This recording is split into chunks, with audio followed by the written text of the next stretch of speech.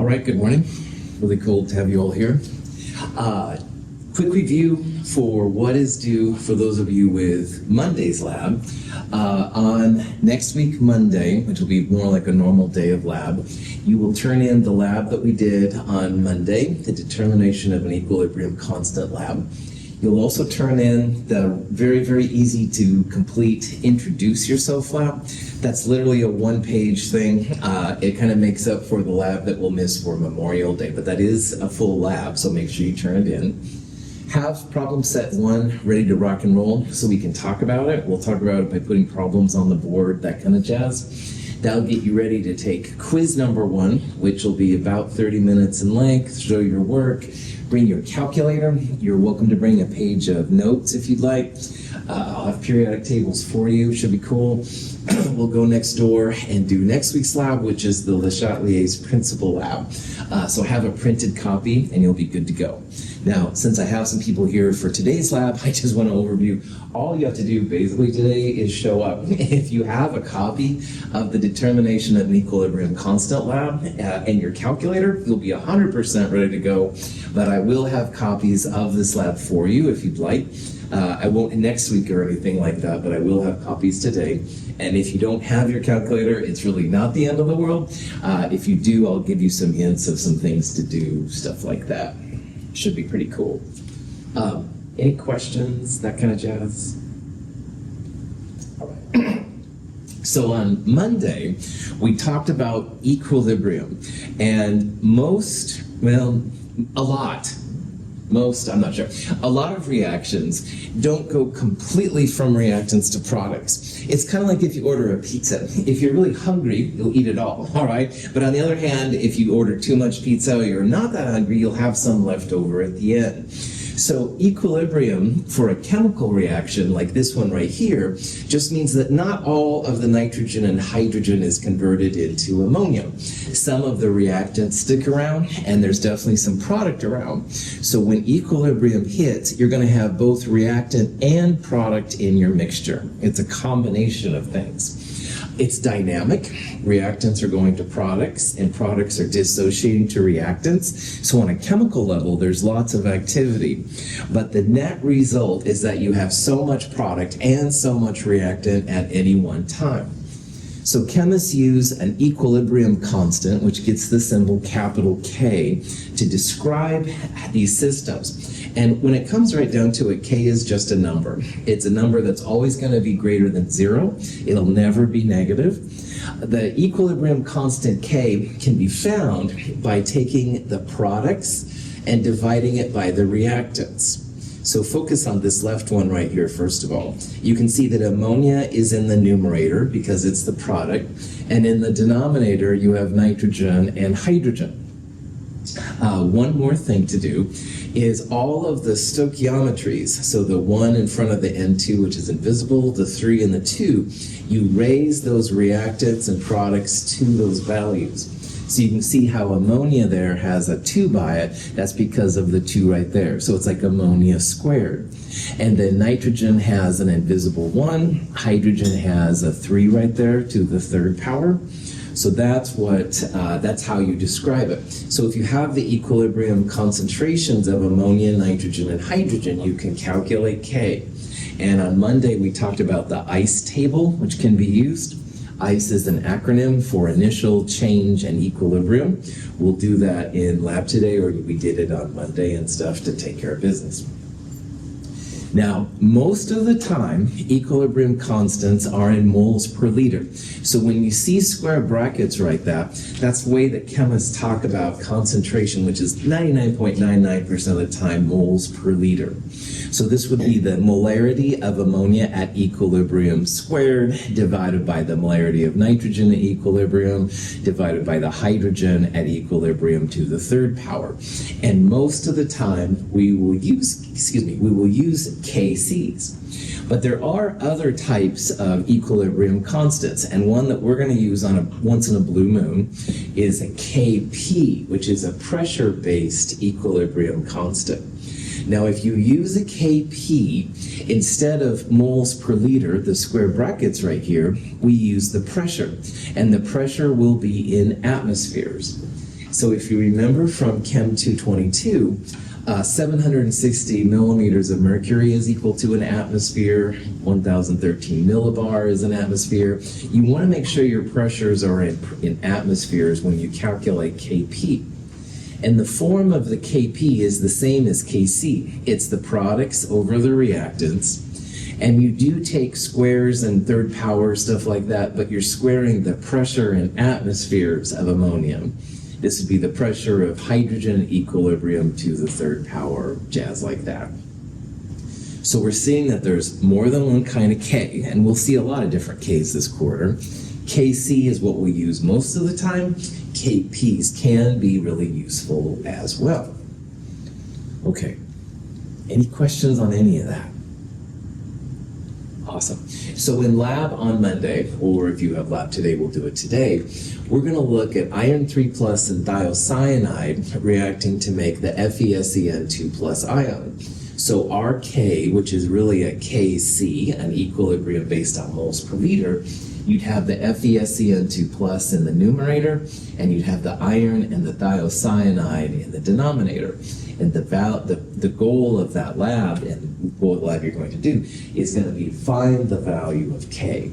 Right? That's kind of the holy grail of this lab. Blah, blah, blah. Okay. Everybody cool? Awesome. Now, at the end of Monday's lecture, Yusuf asked about a way to convert from Kc to Kp, and there definitely is that. So this is the way to convert a Kc, a molarity-based equilibrium constant, to a Kp, which is a pressure in atmosphere-based equilibrium constant.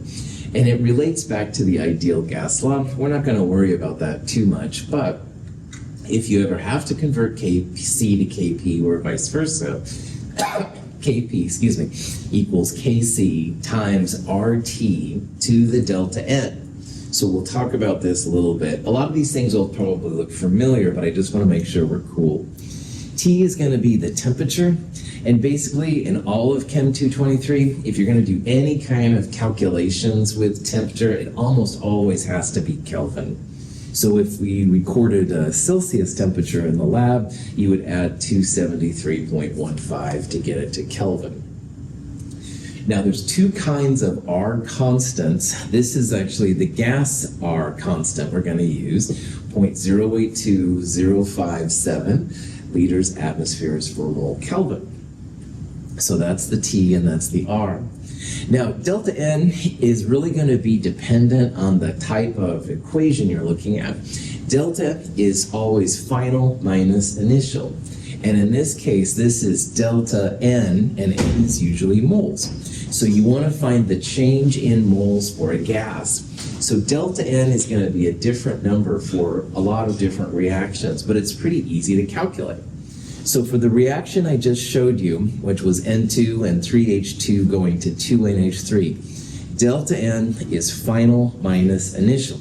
So final, we have 2 moles of gas, and initial would be the reactant moles of gas. So we have 3 plus 1, 4.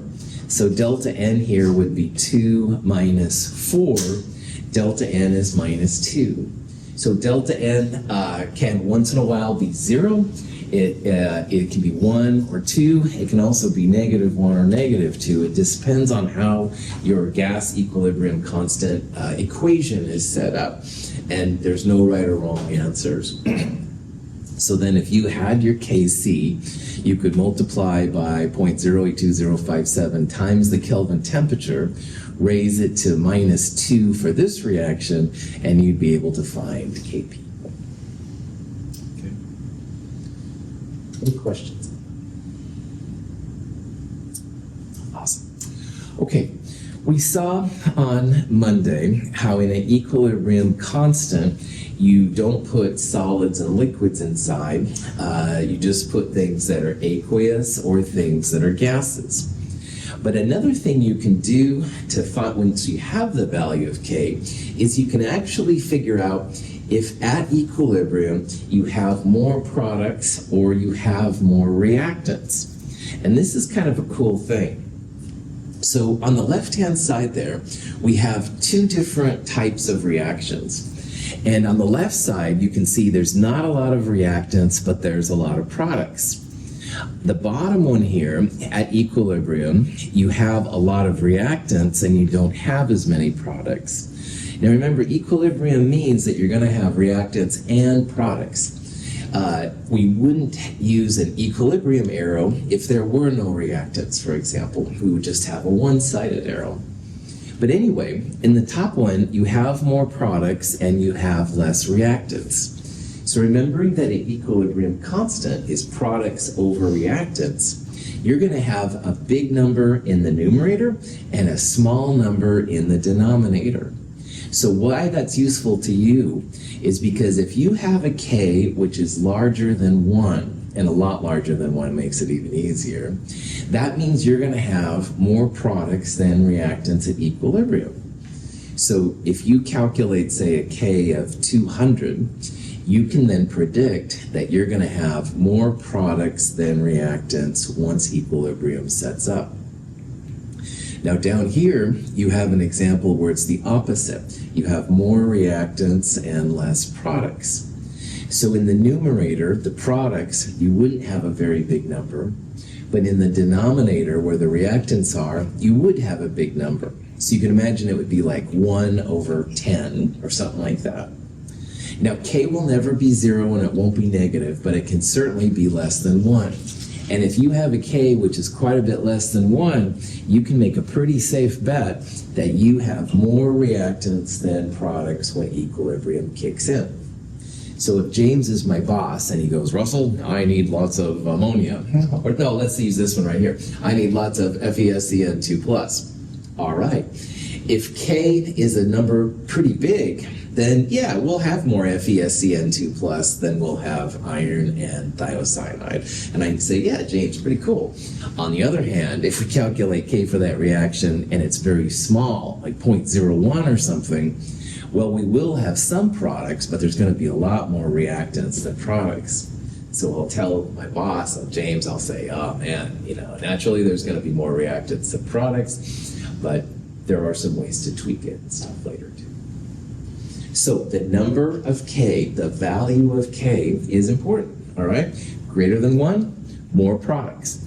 Less than 1, more reactants. You kind of make a sense for that. Your k in the reaction you did on Monday, or will do today, depending on the situation, should be a number that's quite a bit greater than 1. So that means you're going to have more product than you have reactants. Okay, cool. Any questions? Okay. So here's an example. This is actually a value used for ammonia. And this reaction is both good and bad. In World War I, Germany had a big embargo by the British mostly, and so they couldn't get supplies in. And one of the things they needed was ammonia. Ammonia is used for fertilizers, but it's also used for weapons and all kinds of scary things. So for better or worse, German chemists really worked on this reaction right here and were able to make it happen. So they kept Germany in the war longer. Anyway, profit back on, this isn't history, no morality. Anyway, this k value, whatever they did, k is greater than 1. 3.5 times 10 to the 8th is a lot bigger than 1. So without knowing anything else about this reaction, are we going to have more ammonia at equilibrium or more nitrogen and hydrogen? Ammonia, that's right. The actual number, this k, is greater than 1. And as long as k is greater than 1, you should have a little bit at least more product than reactant.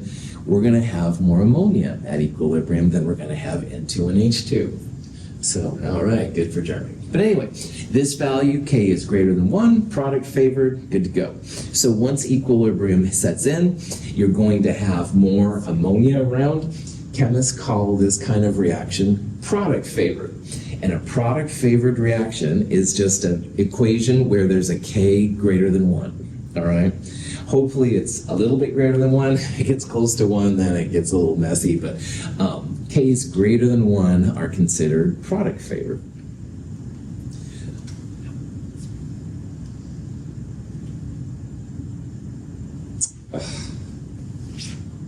The reaction is almost instantaneous.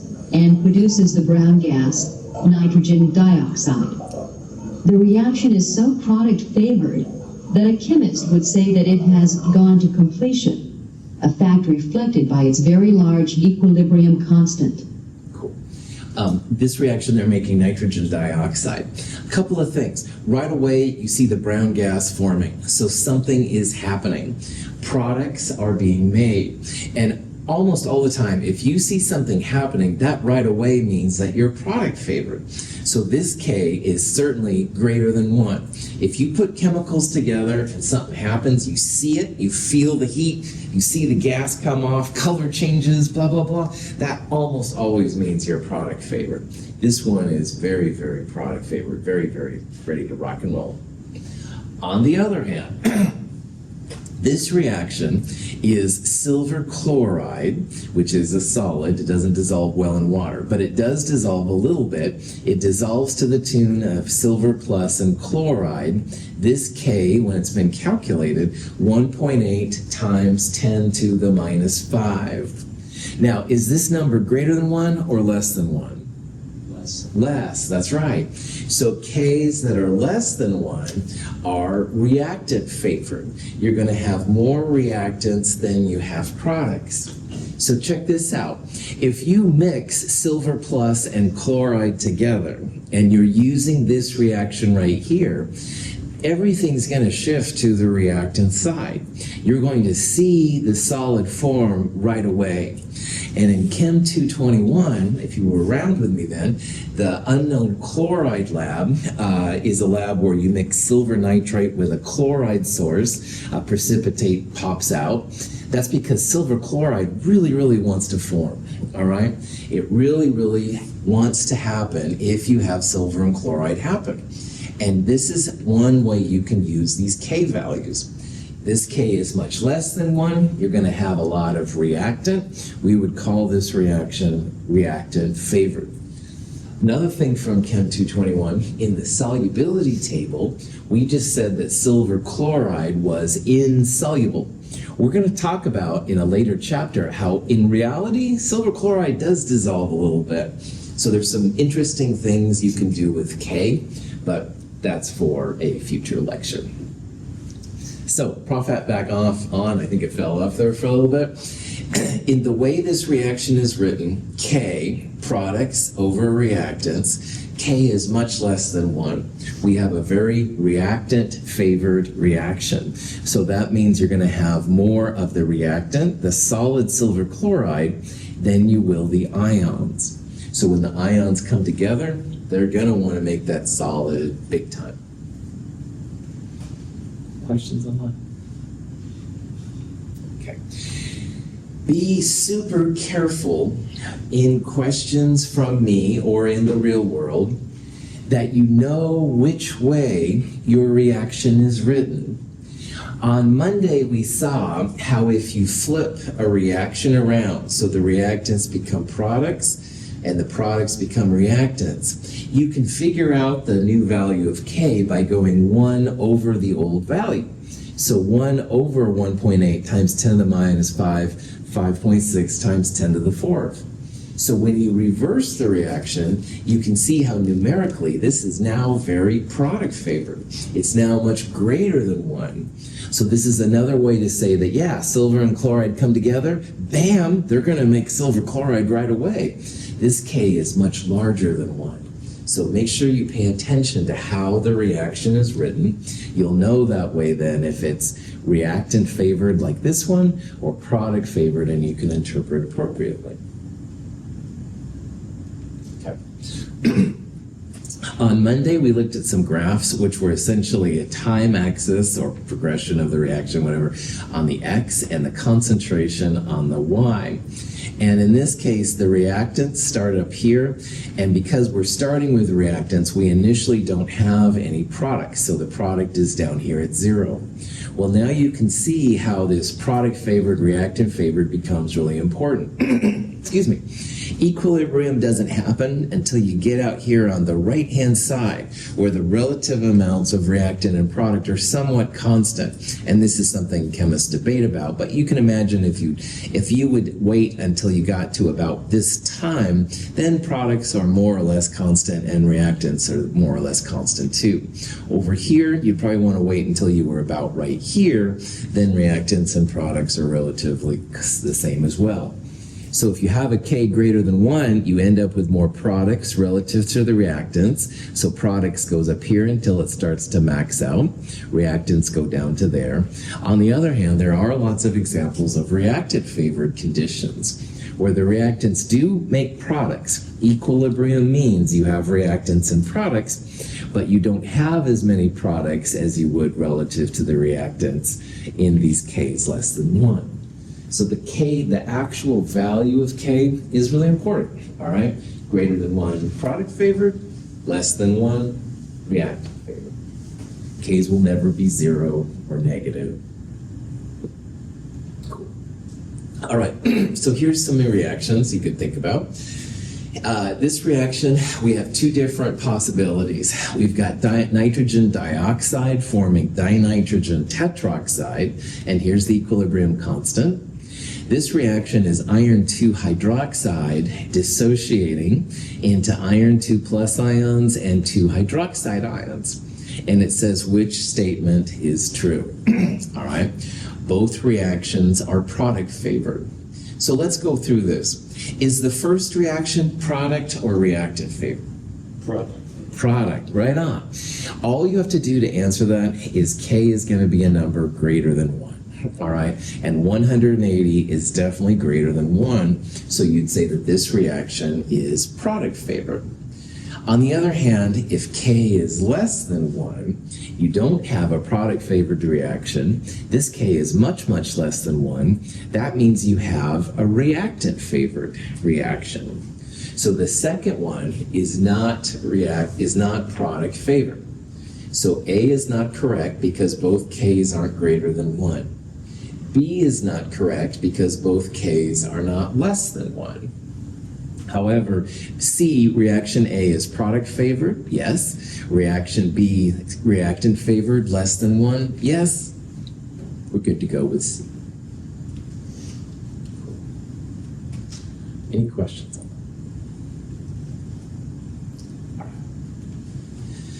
Now, we saw the graphs where reactants and products came to some place.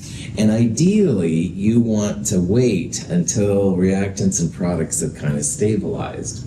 But the question is, how do you know if the reactants and products have gotten to that stabilization point? So that brings up something called the reaction quotient Q. Excuse me.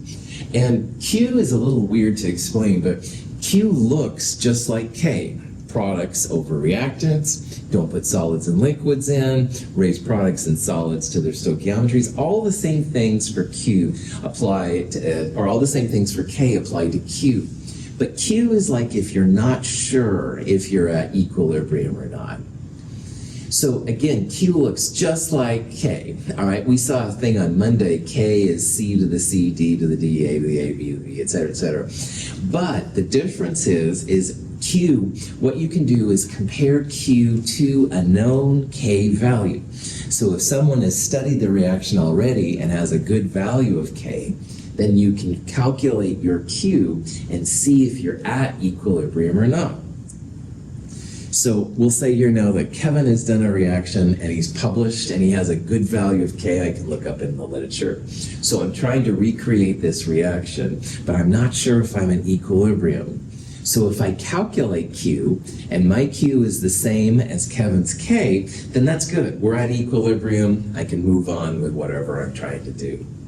However, what happens often, especially for slower reactions, is that Q is not equal to K. And if Q is not the same as K or pretty close to it, then that just means your system's not at equilibrium. So again, graphically, for a reactant favored condition, we saw something that was like this, and this was the reactant, and this was the product. This is for when K was less than 1. And again, when we get to say right here, that's where equilibrium is. After that point, you're good to go. But how do you know you're at this point? Well, if your Q, if you measure it and you happen to be here, you're good to go.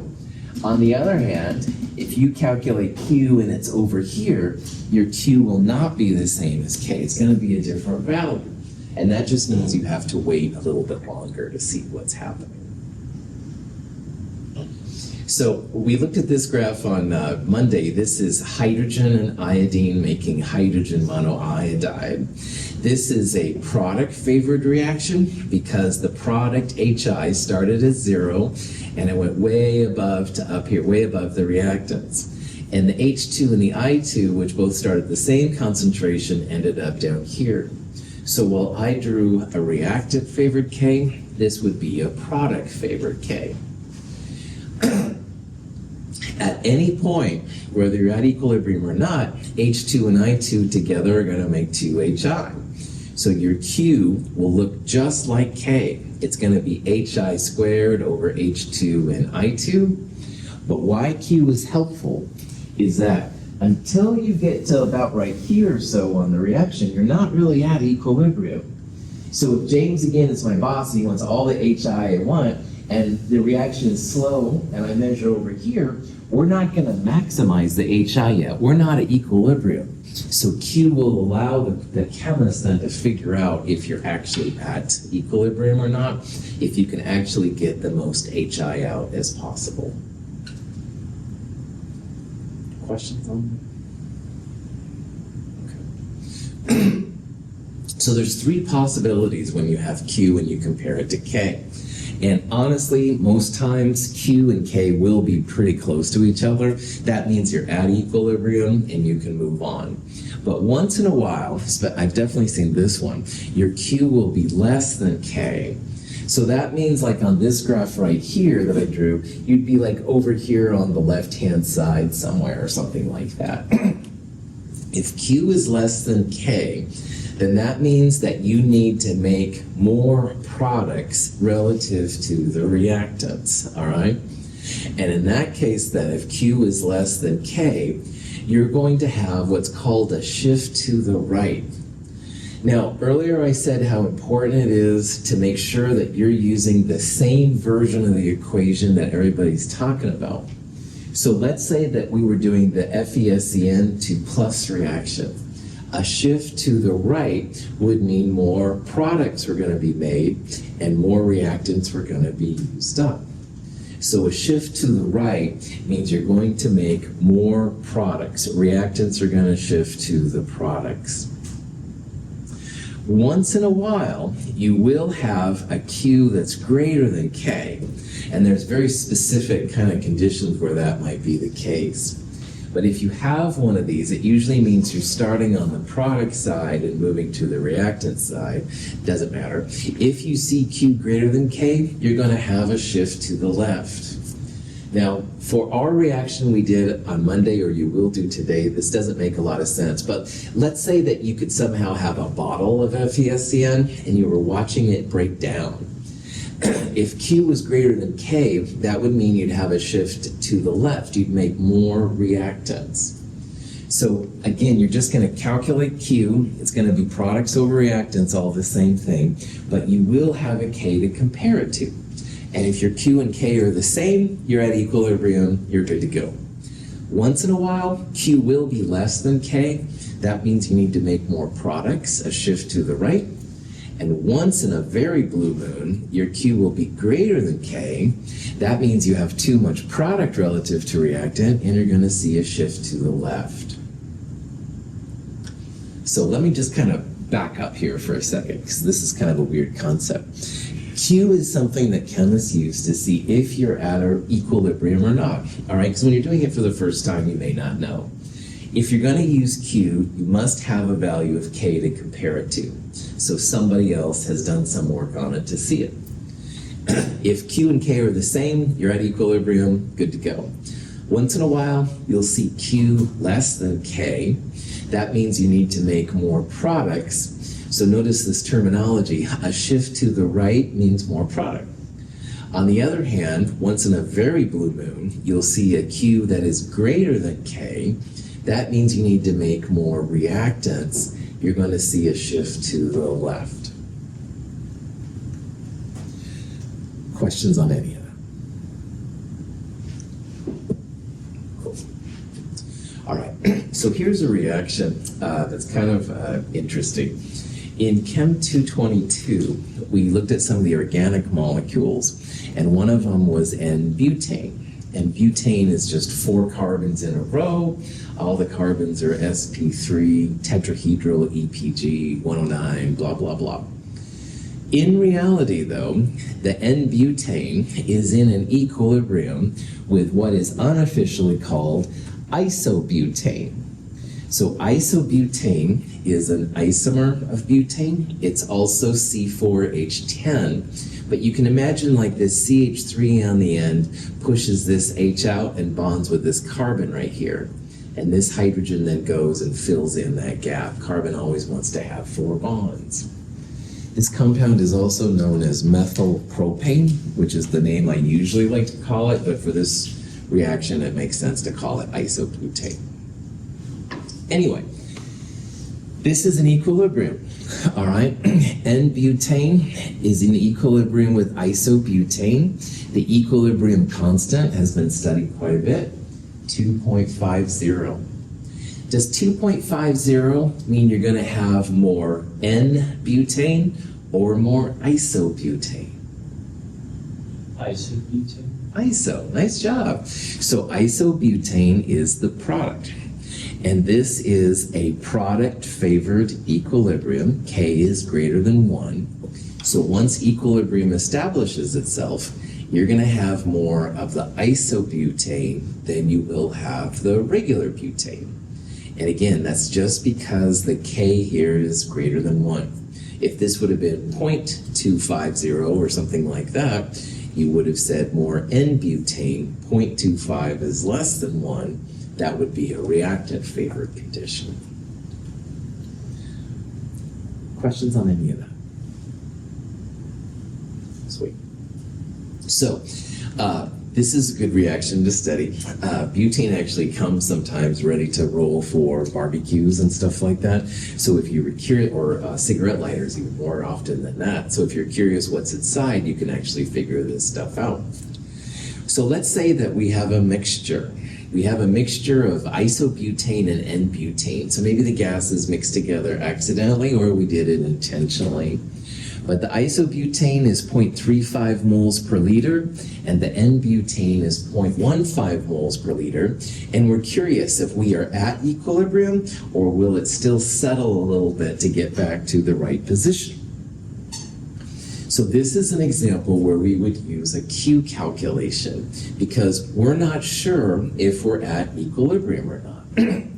So Q is going to look just like K. It's going to be the iso over the N-butane, excuse me.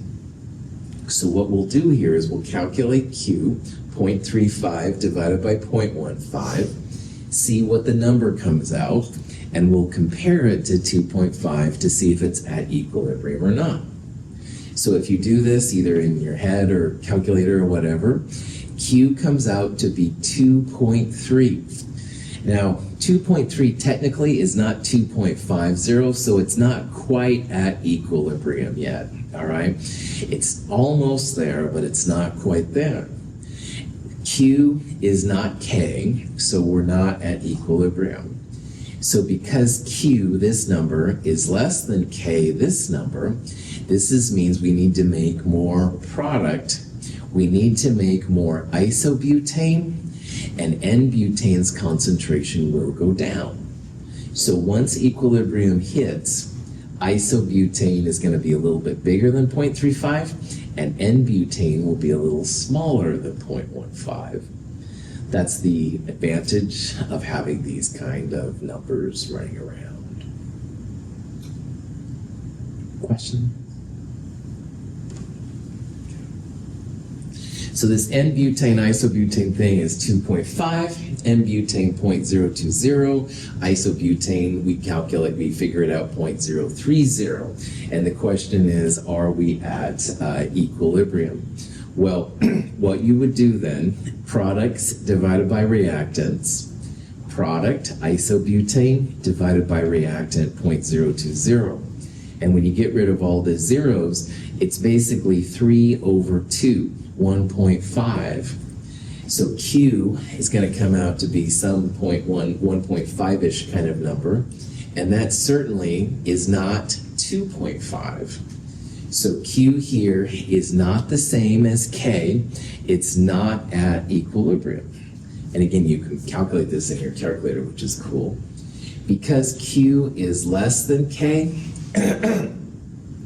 that means we have too many reactants and not enough products. So it's going to involve a shift to more butane side.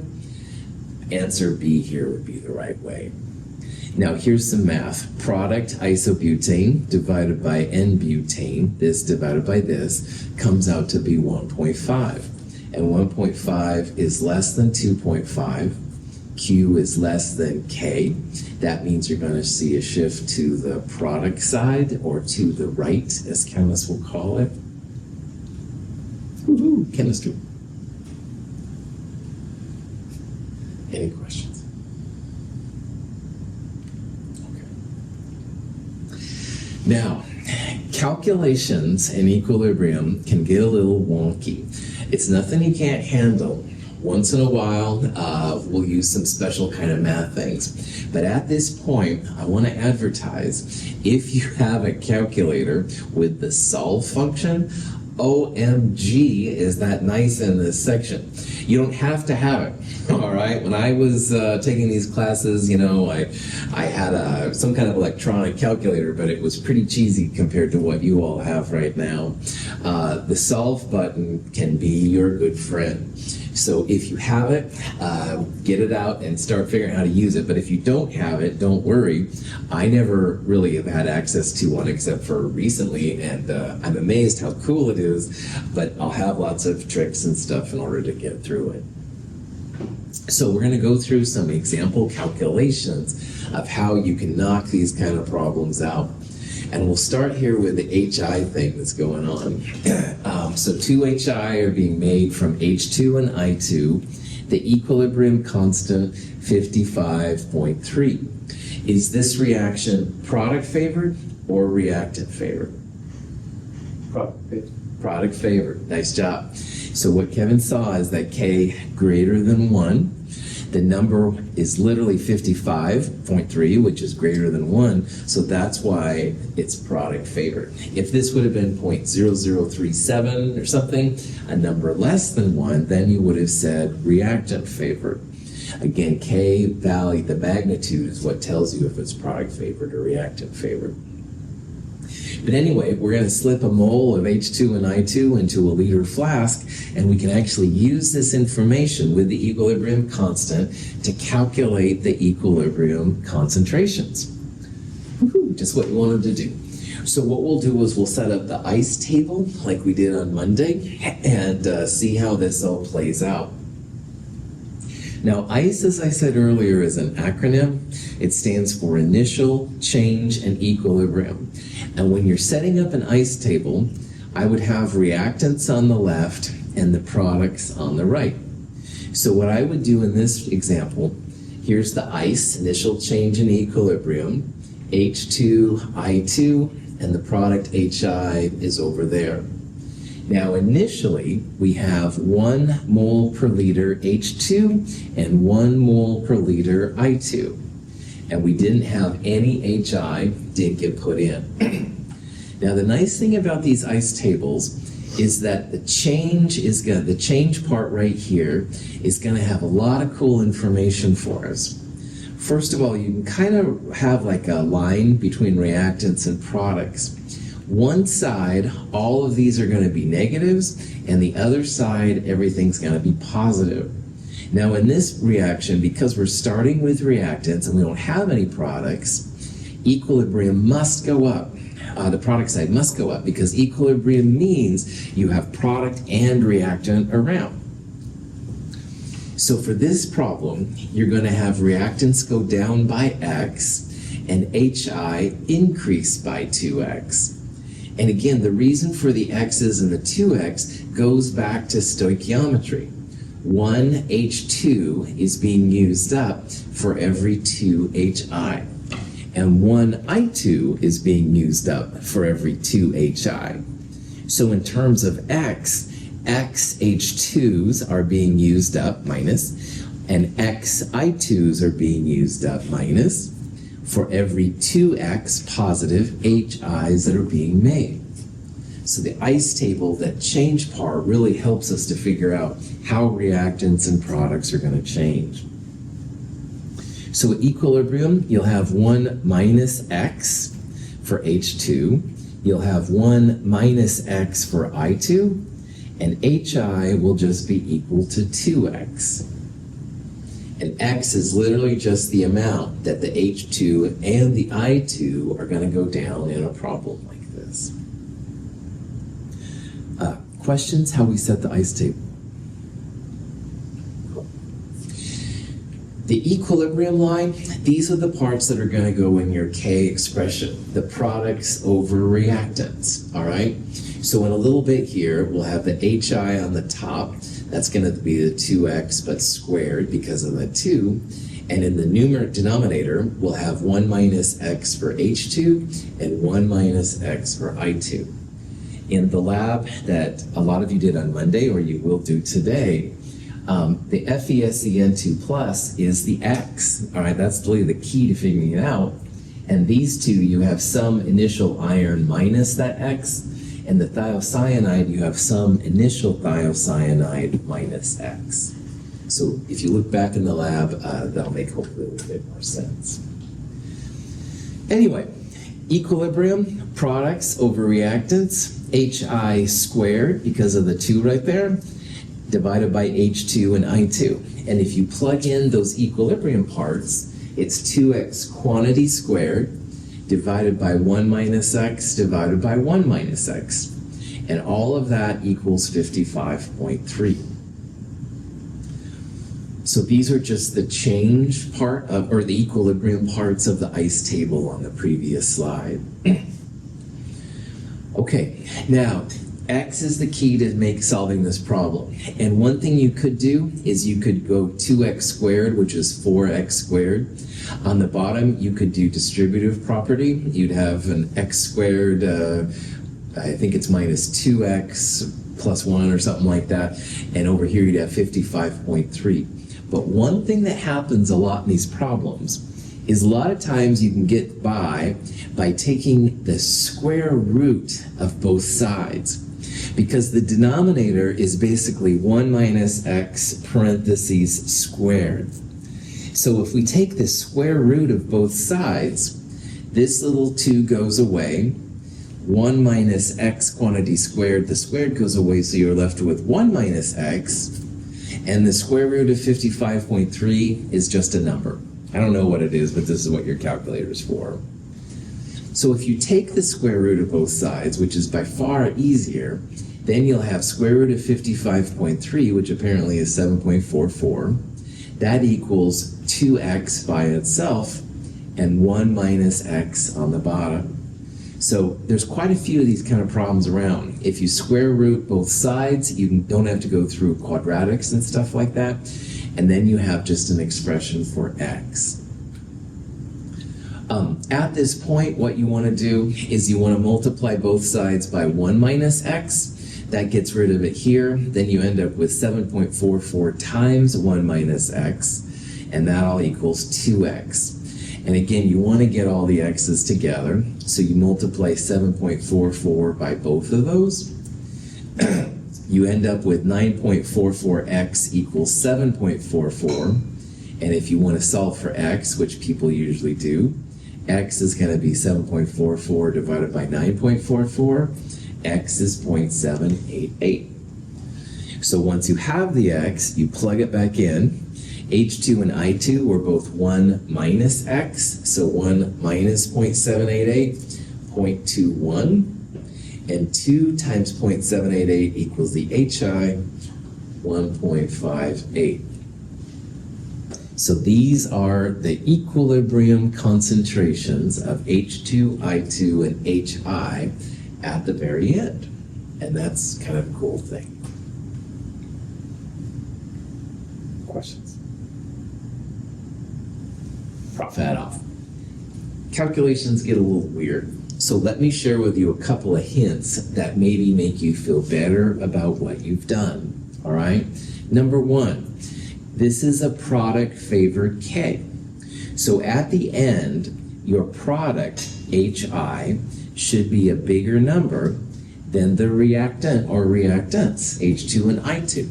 And you can see that's the case right here. HI is a number that's a lot bigger. You have more product than you have reactants, these two right here. That's one way that might give you some confidence in your calculation. A second thing you can do is you can actually put these numbers into the equilibrium expression. So on the last slide, we saw how K was HI squared divided by H2 and I2. So in your calculator, 1.58 squared will be in the numerator. You'll divide it by the H2 and the I2, which are both 0.211. So 1.58 squared divided by 0.21 divided by 0.21 should be a number pretty close to 55.3. And these are all things I've done too. All right, so it's not like I'm, giving you crazy off the, black side of the internet things or something. These are actual techniques to help you feel better about it, and I encourage you to check them out. Drop that back on equilibrium. Any questions?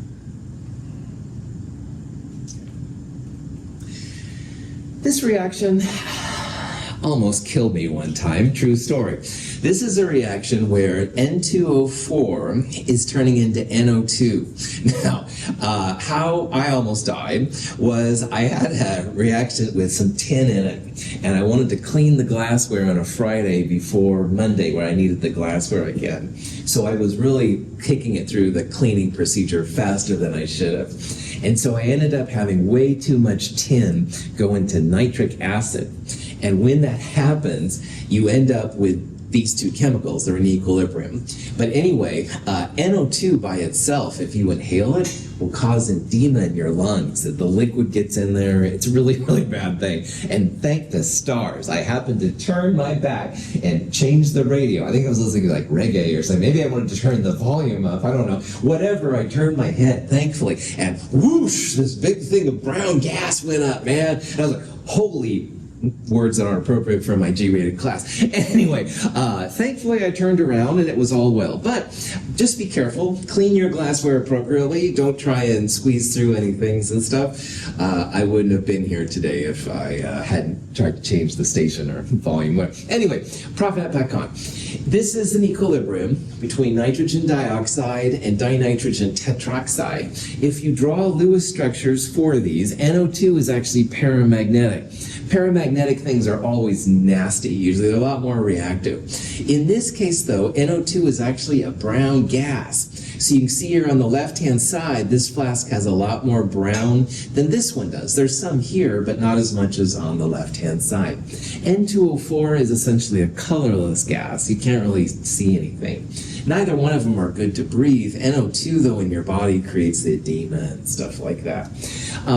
There's definitely a temperature dependence on the equilibrium. We'll talk about that later. But right now, we're just looking at the fact that one N2O4 makes two NO2s, okay? So that was way more of an intro than you probably needed for this example, but what the heck, it's Wednesday. All right. So I think I'm just gonna start this and then I'll have to finish it on Friday. This equilibrium constant has a value of 0.0059. Now this is how it's written right here. Now remembering that NO2 is brown and N2O4 is colorless. So at room temperature, would you expect, using this number, would you expect to see more brown or more colorless gas? Colors. You're on fire today, man. Well done. Yeah, more colorless gas. Now here's how to do this. K less than 1, more reactants than products. This is the brown gas. This is the colorless gas. So because K itself is less than 1, you should have more colorless N2O4 at this temperature than you have NO2. Anyway, so I'll just put this up here. We'll do this on Friday. We're starting with just N2O4, and we want to calculate the equilibrium concentrations of both of these at this temperature. We'll look at this example on Friday. Any questions before we're out of here? Cool. Thank you for being here. Have a great day.